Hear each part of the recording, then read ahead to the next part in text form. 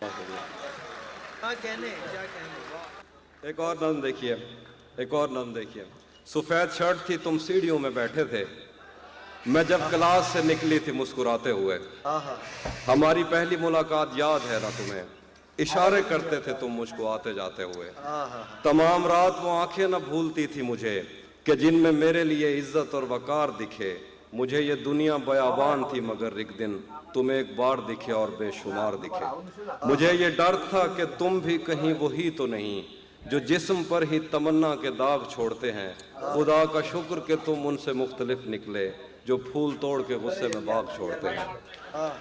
زیادہ وقت نہ گزرا تھا اس تعلق کو کہ اس کے بعد وہ لمحہ کریں کریں آیا. زیادہ وقت نہ گزرا تھا اس تعلق کو کہ اس کے بعد وہ لمحہ کریں کریں آیا. چھوا تھا تم نے مجھے اور مجھے محبت پر یقین آیا تھا لیکن کبھی نہیں آیا. پھر اس کے بعد میرا نشہ سکوت گیا. میں کشمکش میں تھی، تم میرے کون لگتے ہو. میں امرتا تمہیں سوچوں تو میرے ساحر ہو. میں فارحہ تمہیں دیکھوں تو جون لگتے ہو. ہائے، آج میں آپ کو ایک میں فارحہ تمہیں دیکھوں تو جون لگتے ہو. ہم ایک ساتھ رہے اور ہمیں پتہ نہ چلا.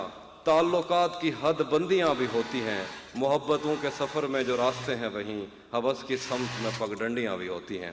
تمہارے واسطے جو میرے دل میں ہے حافی، تمہیں میں کاش یہ سب کچھ کبھی بتا پاتی.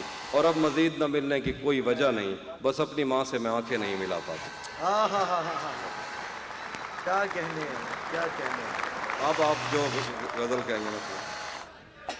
ایک اور نظم بھی ہے، ایک اور نظم آ رہی ہے.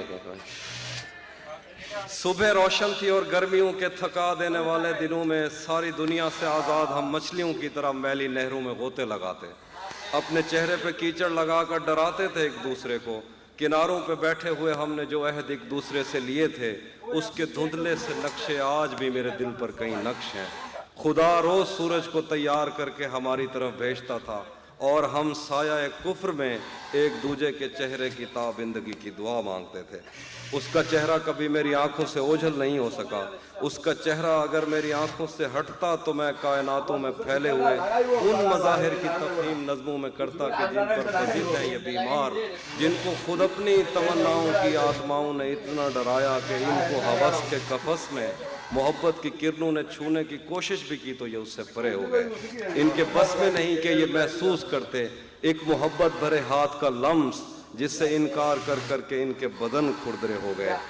جس سے انکار کر کے ان کے بدن کھردرے ہو. ایک دن جو خدا اور محبت کی ایک قسط کو اگلے دن پر نہیں ٹال سکتے، خدا اور محبت پہ رائے زنی کرتے تھکتے نہیں. اور اس پر بھی یہ چاہتے ہیں کہ میں ان کی مرضی کی نظمیں کہوں جن میں ان کی تشفی کا سامان ہو. آدمی پڑھ کے حیران ہو، جس کو یہ علم کہتے ہیں اس علم کی بات ہو. جس کو یہ علم کہتے ہیں اس علم کی بات ہو.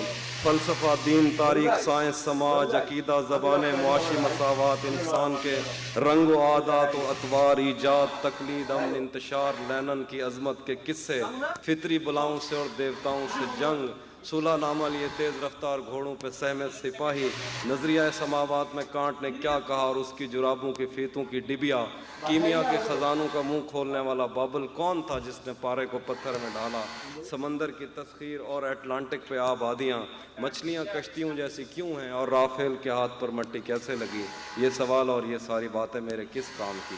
پچھلے 10 سال سے اس کی آواز تک میں نہیں سن سکا. اور یہ پوچھتے ہیں کہ ہیگل کے نزدیک تاریخ کیا ہے. کیا کہنے آپ بھائی. واہ واہ واہ واہ.